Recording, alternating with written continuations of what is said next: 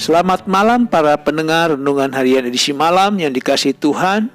Pada malam hari ini kembali saya akan membawakan Renungan Harian edisi malam dengan judul Ahli-Ahli Taurat.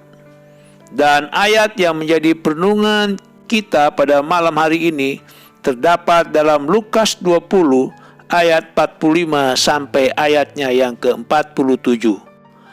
Ketika semua orang banyak mendengarkan, Yesus berkata kepada murid-muridnya, "Waspadalah terhadap ahli-ahli Taurat yang suka berjalan-jalan memakai jubah panjang dan suka menerima penghormatan di pasar, yang suka duduk di tempat terdepan di rumah ibadat dan di tempat terhormat dalam perjamuan, yang menelan rumah janda-janda dan yang mengelabui mata orang dengan doa yang panjang-panjang.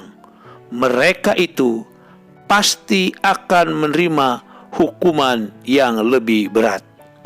Saudara-saudara pendengar yang diberkati Tuhan, dalam ayat-ayat ini Yesus meminta murid-muridnya supaya waspada terhadap ahli-ahli Taurat. Mengapa Yesus meminta murid-muridnya untuk mewaspadai para ahli-ahli Taurat? Seperti yang kita baca, bahwa para ahli Taurat di sini digambarkan dengan tabiat-tabiat mereka yang jelek, sehingga murid-murid diperingatkan Yesus secara terbuka untuk waspada terhadap mereka.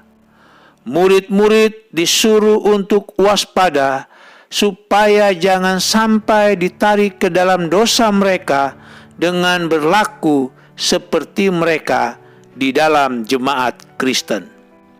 Saudara-saudara pendengar yang dikasihi Tuhan, tabiat-tabiat jelek apakah yang diperlihatkan oleh para ahli-ahli Taurat yang perlu kita hindari? Yang pertama dikatakan bahwa mereka angku dan sombong. Mereka suka melihat orang membungkuk kepada mereka supaya orang tahu betapa terhormatnya mereka. Mereka sangat bangga kalau didahulukan di tempat-tempat pertemuan. Mereka suka memandang rendah orang lain. Mereka sangat tamak dan suka menindas.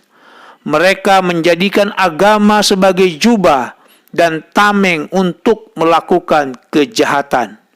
Mereka mengelabui mata orang dengan doa yang panjang-panjang. Mereka berusaha merebut hati janda-janda dengan maksud untuk mendapatkan uang dan harta benda mereka. Saudara-saudara pendengar yang Tuhan berkati, untuk kejahatan yang ahli-ahli Taurat lakukan, Kristus memastikan kebinasaan mereka dengan perkataan yang singkat. Mereka itu pasti akan menerima hukuman yang lebih berat, karena kesalehan yang penuh kepura-puraan adalah pelanggaran yang berlipat ganda. Saudara-saudaraku para pendengar yang dikasihi Tuhan, sebagai umat-umat Tuhan, mari kita introspeksi diri kita. Apakah ada tabiat-tabiat jelek para ahli-ahli Taurat dalam hidup kita? Kalau ada tabiat-tabiat jelek seperti yang telah diuraikan di atas, marilah saudara-saudaraku, kita minta pengampunan kepada Tuhan dan meminta kepada Tuhan untuk supaya tabiat jelek itu diubahkan. Inilah renungan kita malam hari ini. Tuhan Yesus memberkati. Shalom.